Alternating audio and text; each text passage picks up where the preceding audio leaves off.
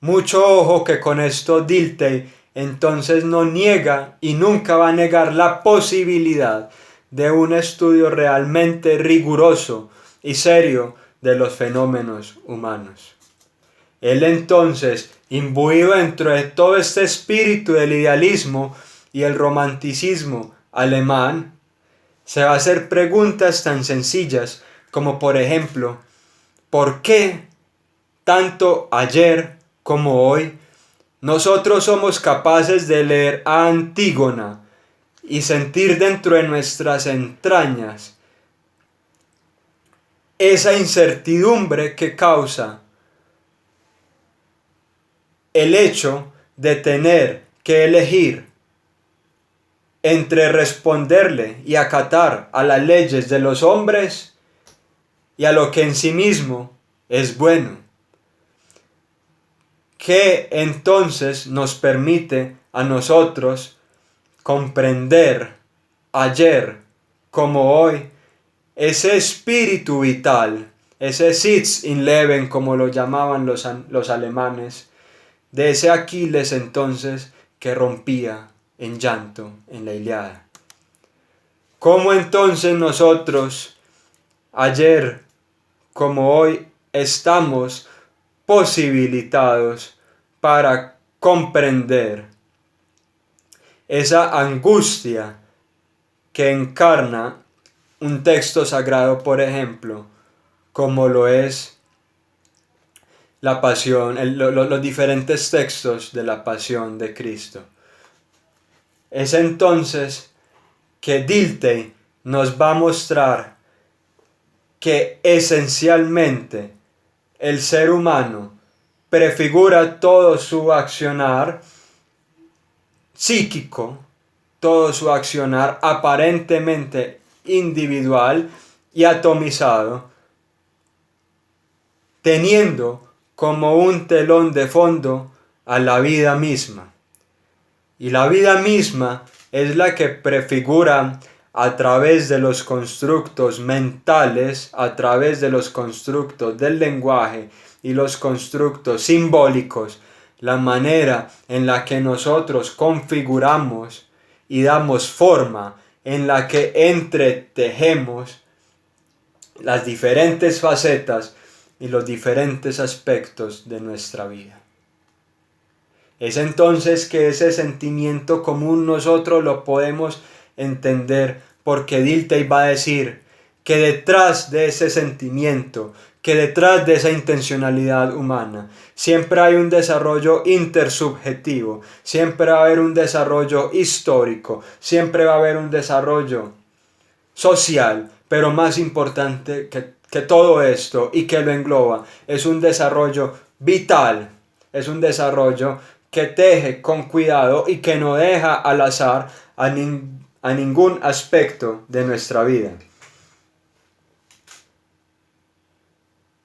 Va a decir Dilthey, cito, abro comillas, entre estas experiencias vitales se cuenta también el sistema permanente de relaciones en las que está ligada la mismidad del yo con otras personas y los objetos externos.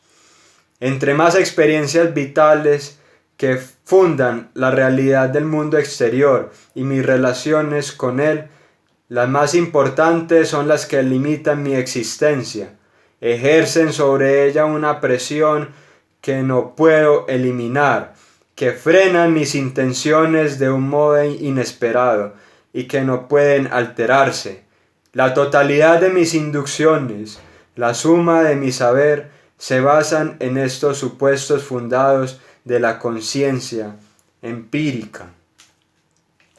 Vemos entonces que aquí Dilthey, heredero de esta tradición alemana, recoge con suma precaución y con suma prudencia esa antigua discusión que existía entre la libertad y la necesidad.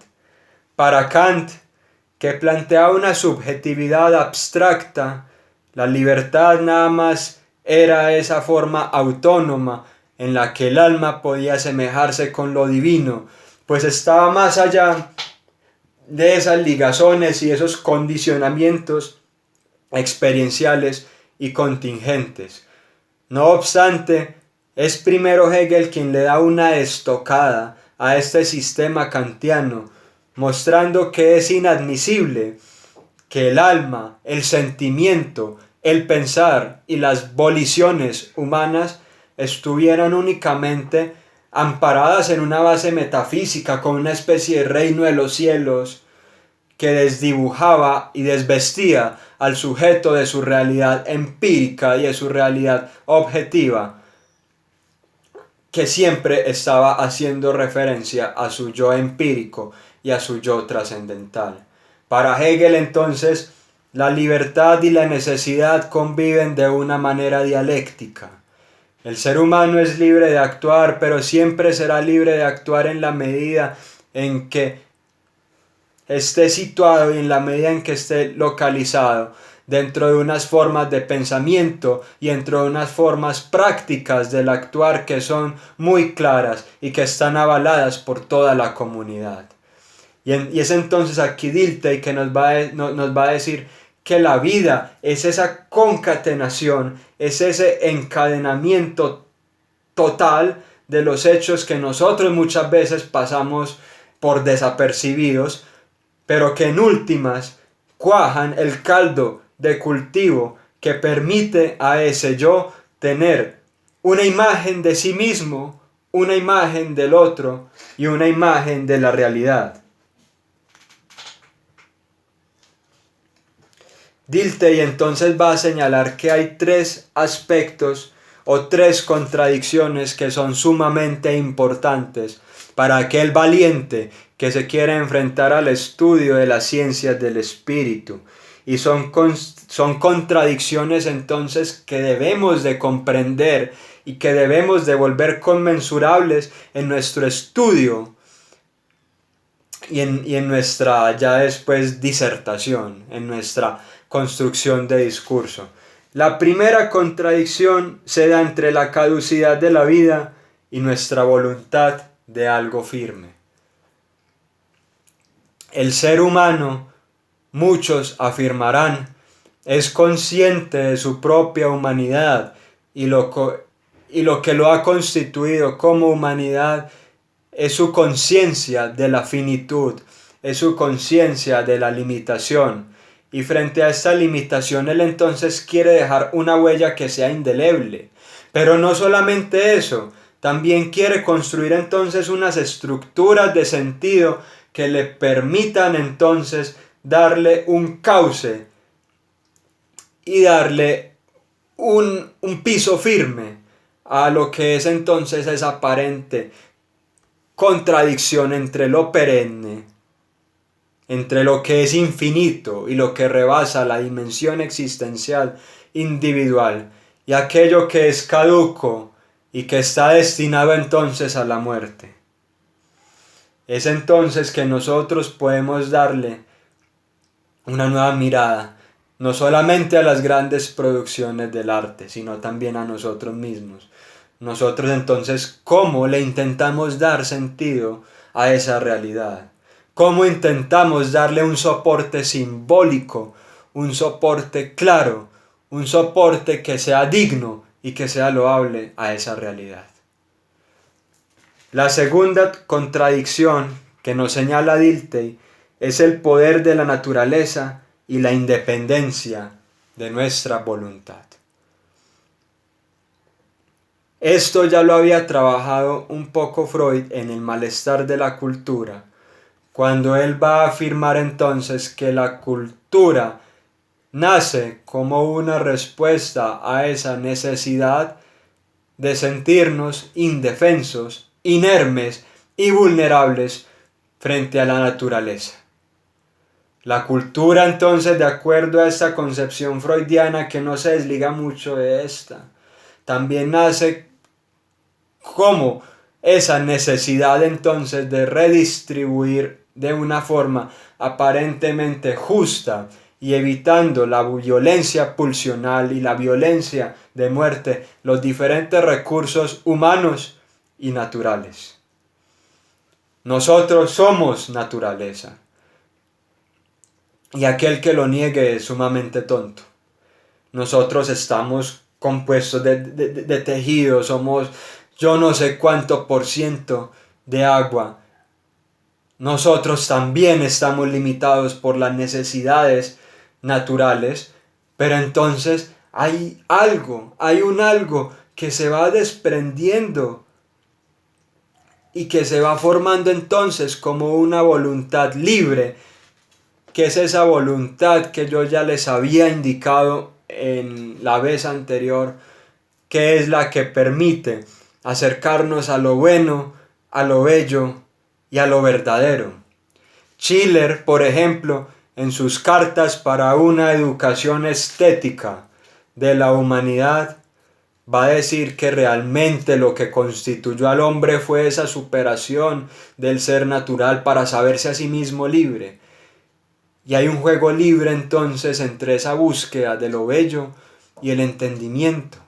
Para Schiller, el hombre solamente es libre en la medida en que juega, solamente es libre en la medida en la que puede encontrar a lo bello en estas determinaciones del entendimiento y en los juicios estéticos. Esto entonces es una contradicción clara que nosotros debemos de tener en cuenta a la hora de construir nuestros objetos de estudio.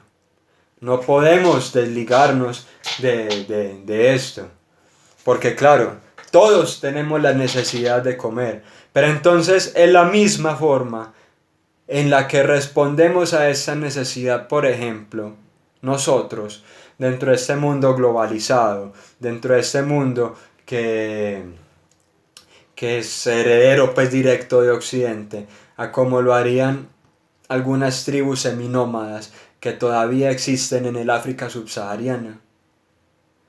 Es entonces que esa libertad, esa voluntad libre, permite al hombre construir un sistema simbólico, un sistema frente al cual él se puede sentir representado y que él constantemente está reproduciendo con sus dichos, palabras, acciones y formas rituales. La tercera contradicción que nosotros encontramos es la imitación de cada cosa en el tiempo y en el espacio y la capacidad de rebasar nuestro límite. Esta es bastante diciente porque durante mucho tiempo se nos ha enseñado como herederos pues de estas ciencias positivas que la única realidad constatable es aquella que nosotros podemos traducir mediante el discurso científico en coordenadas espacio-temporales muy propias del análisis empírico de los objetos. Pero entonces, como decía Louis Pasteur, que le respondía a todos estos médicos fisicalistas, mecanicistas de su época, yo no soy capaz de extirpar mediante un acto quirúrgico el amor que sentía su madre por ustedes. Porque ese amor entonces ya habla de un sentimiento de lo bello. Y no lo remitamos únicamente al plano personal e íntimo. Entendamos, por ejemplo, dentro del pueblo de Israel la simbología que existe alrededor de la Pascua. Una persona, un observador ingenuo, y yo no quiero que ustedes sean un observador ingenuo, que nada más ven cosas a las cosas. Un observador ingenuo entonces nada más vería en un rito pascual una comida que está ahí, un panásimo, unas raíces amargas. Pero entonces alguien que ya se ha adentrado en el telón de fondo del espíritu vital, que ha constituido a esos objetos como algo más que los objetos que nosotros vemos, va a haber una fuerte simbología, va a mostrar no solamente ese acto instintivo y volitivo de la ingesta, sino también unas formas rituales que remiten a unos pensamientos y a una mentalidad que tiene un pueblo y que tiene un grupo de personas sobre Dios. Clifford Geertz, en sus análisis sobre la cultura, va a ejemplificar esto de una manera muy interesante y muy bella, me parece a mí. Él diría, para un observador ingenuo, para un observador externo, que nada más entonces pues, va de turista por ahí en el mundo, un guiño es solamente un guiño. Para un biólogo, un médico, entonces es el movimiento de yo no sé qué articulaciones y músculos que ya entonces estaban prefiguradas por no sé qué acciones neuronales. Muy interesante pues todo esto. Pero entonces para el observador que se pone las gafas del investigador y que entiende todo el contexto vital alrededor del guiño y cómo éste se representa a sí mismo en la totalidad, él puede entender, de acuerdo a la intención del acto, un gesto de picardía, un gesto de conveniencia o de complicidad, de acuerdo al contexto en el cual se estructura y de acuerdo al contexto que le da un sentido a este guiño. Hegel, por ejemplo, para ir en detrimento de estas posturas empiricistas, totalmente sobre los objetos, va a decir entonces que ese objeto, que tiene dos formas de hablarse en alemán como Ding y como Sache, no se puede entender sino como la alienación o enajenación, que en alemán se dice Aufheben, de una totalidad ontológica y cómo mediante el pensamiento o la reflexión ese objeto que se me presenta a mí tan particular retorna entonces a esa totalidad ontológica. Y Hegel entonces va a utilizar la categoría de lo ontológico para mostrar que hay una ontología, es decir, hay un ser en la vida y hay un ser que demarca los límites de toda la experiencia existencial de la humanidad. Wilhelm Dilthey va a decir, al repetirse y enlazarse tales experiencias, se originan nuestros estados de ánimo o temples frente a la vida. Partiendo de un orden vital, adquiere la vida entera un matiz o interpretación en las almas afectivas o cavilosas. Nacen entonces los templos universales. Por ejemplo, el amor que muchos de ustedes o que muchas parejas pueden sentir por sus esposos o esposas es un amor que ya está prefigurado dentro de un constructo social y dentro de un constructo existencial que se llama la monogamia. Nosotros no podemos entonces percibir a los sentimientos y a las emociones como algo puro, como algo que únicamente está ahí en la base cognitiva del sujeto y que sale de tanto en tanto, sino que estos sentimientos y estas cogniciones están entrelazados a toda la experiencia vital propia del sujeto. Federico Engels, por ejemplo, en su estudio sobre el origen de la familia, la propiedad privada y el Estado, indicó que antes de la revolución neolítica, que es el nacimiento de una agricultura tecnificada y los asentamientos humanos constantes, pudo haber existido una suerte de comunismo primitivo en donde los vínculos de sangre no estaban delimitados de la manera en la que nosotros lo concebimos de hoy en día. No se tenía una certeza clara sobre la paternidad de los hijos, porque esta certeza nace con el derecho masculino y con la propiedad privada, como una garantía de la reproducción de esta misma propiedad, de la herencia y también para poner la mano de obra y la fuerza de trabajo que estuviera a la disposición del trabajo agrícola en el campo y también para nutrir las fuerzas bélicas propias de unos ejércitos ya permanentes. Entonces los hijos en este comunismo primitivo se supone eran hijos de todos. Entonces nosotros cómo podemos entablar ahí un diálogo sobre ese sentimiento del amor. ¿Cómo entre nosotros podemos entrar a dialogar con eso? Y ver entonces, no una evolución, porque ese paradigma evolucionista muchas veces cae en vulgarizaciones, no una evolución, pero sí, por lo menos, unas diferencias que muestran una base en común y también sus repercusiones dentro de toda una postura totalmente diferente sobre la vida.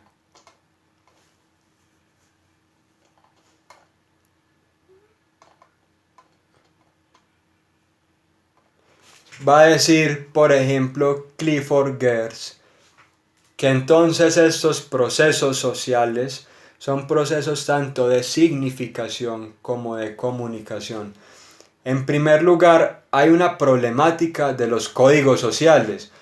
Estos pueden entenderse ya sea como sistemas articulatorios de símbolos en diferentes niveles, ya sea como reglas que determinan las posibles articulaciones entre los mismos en el contexto apropiado. Hagan este ejercicio. Cuando yo les digo a ustedes un concepto que aparentemente es tan universal como bondad, ¿qué es lo primero que se les viene a la cabeza?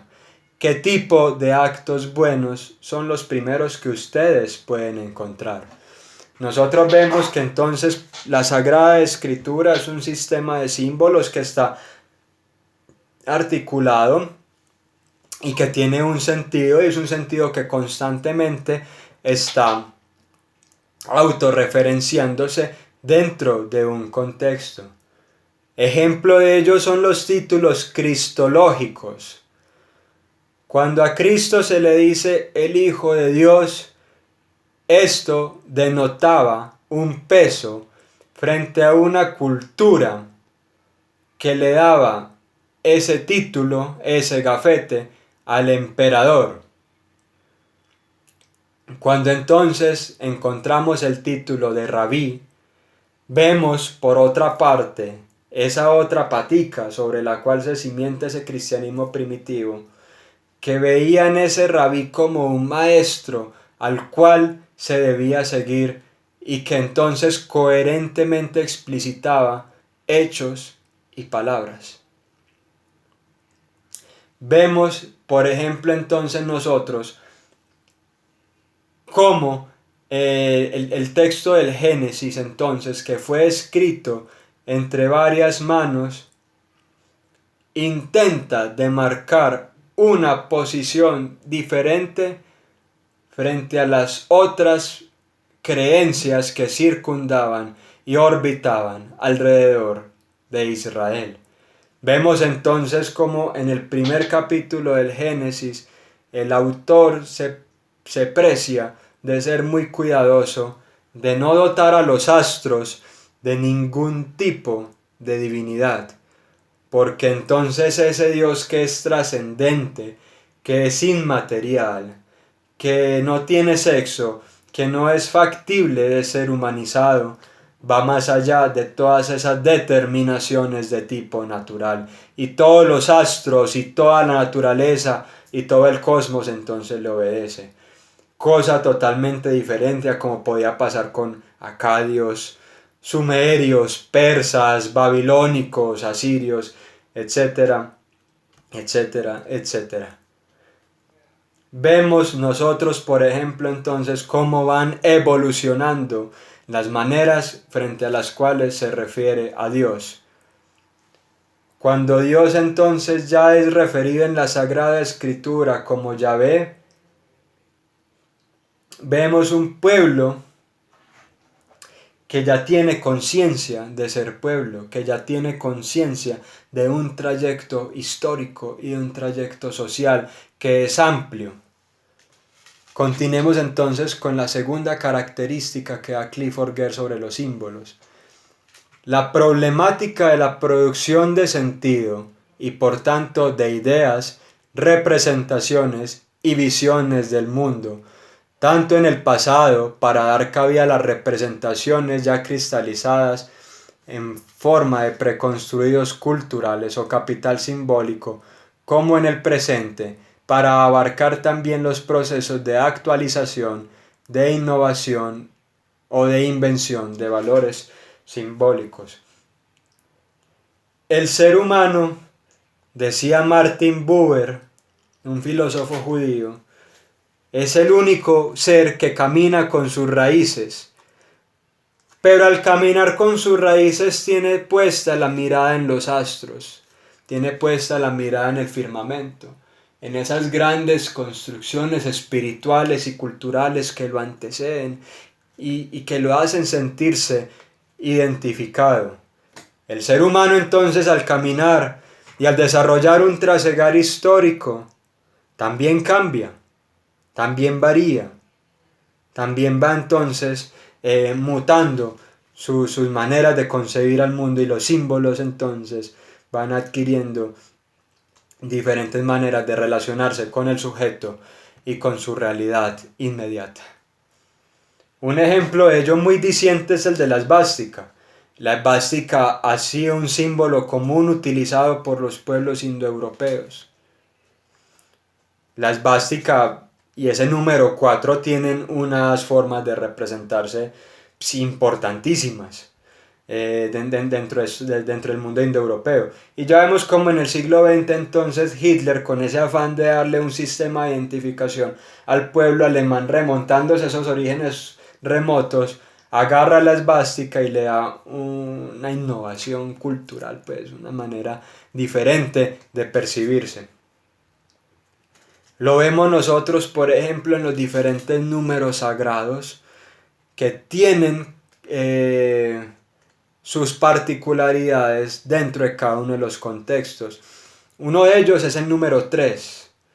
Georges Dumézil, en su estudio del mito y la epopeya en los pueblos indoeuropeos, señala que la base común para sacralizar a este número 3 era que estos pueblos indoeuropeos habían planteado una división tripartita de la sociedad, en donde existían los labradores o campesinos, que eran los brazos que sostenían a todo el conjunto de la población. Estaban los velatores, lo que en el mundo medieval se llamaba los velatores, que eran los guardianes o los guerreros, y estaban lo que el mundo medieval llamaba los oradores, que eran entonces quienes constituían esa fuerza espiritual de estos pueblos indoeuropeos. Hay una base simbólica común que se sustenta sobre una base material común, y es el nacimiento de la agricultura y la posibilidad de generar excedentes para sostener a una parte, digámoslo, no esencial o no productiva de la sociedad, como por ejemplo son sacerdotes, escribas y una burocracia estatal. Dentro del mundo de la India, esta división tripartita de la sociedad se plantea como toda condición de posibilidad para completar y darle un cumplimiento correcto a los ciclos del samsara. Cada alma que transmigraba y debía de purificarse hasta alcanzar la plenitud o nirvana, debía de viajar y debía de encarnar cada una de estas realidades. El mundo medieval entonces lo leyó desde una visión totalmente diferente, que ligaba tanto al aristotelismo, a la política de Aristóteles, como a una concepción cristiana de la realidad. El mundo medieval, que había bebido de este aristotelismo, pensaba entonces que las almas ya prefiguraban dentro de su existencia intrínseca, es decir, dentro de su esencia, su posicionamiento dentro de la sociedad. Asimismo, la concepción cristiana daba una preponderancia a aquellos oradores que eran quienes velaban por el ser humano, porque la concepción antropológica era la del Homo Aviatoris, la del hombre que estaba en tránsito y en peregrinación de este mundo terrenal a la Jerusalén celestial. Era un hombre que estaba en tránsito y entonces que veía en esta vida el valle de lágrimas, todo ese sufrimiento que debía entonces superar para conseguir la tan anhelada unidad con lo divino. Vemos entonces aquí cómo el símbolo se va innovando y se va reinventando. Cómo entonces estas figuras arquetípicas que existen colectivamente sufren unos procesos de individuación en la medida en la que entran en contacto con la existencia material, adquieren sus propios matices. Clifford Geertz también va a decir: la problemática de la interpretación o del reconocimiento que permite comprender la cultura también como gramática de reconocimiento o de interconocimiento social. Si adoptamos este punto de vista, la cultura podría ser definida como el interjuego de las interpretaciones consolidadas e innovadoras presentes en una determinada sociedad. Cada sociedad tiene una forma de leerse a sí misma y de leer a las otras. Ya hemos visto, por ejemplo, a Heródoto, hemos visto a estos conquistadores del mundo americano, hemos visto a estos antropólogos del siglo XIX. Es entonces que la interpretación cultural tiene que ver con ese interjuego de las interpretaciones. Marx Augé va a decir: se trata de repensar las consecuencias de una verdad evidente, quizá como para que nos percatáramos claramente de ella. Las grandes líneas de la organización económica, social o política son objeto de representaciones a igual título que la organización religiosa, o más exactamente, la organización no existe antes de ser representada. Tampoco hay razón para pensar que una organización represente a otra y que la verdad de un nivel, según el lenguaje de las metáforas verticales, se halle situado sobre otro nivel. Aquí Auge entonces nos da una cachetada realmente a quienes pretendemos entonces desacralizar o desmitificar cualquier tipo de relaciones sociales que se esgrimen en la vida común de los seres humanos. Para nadie es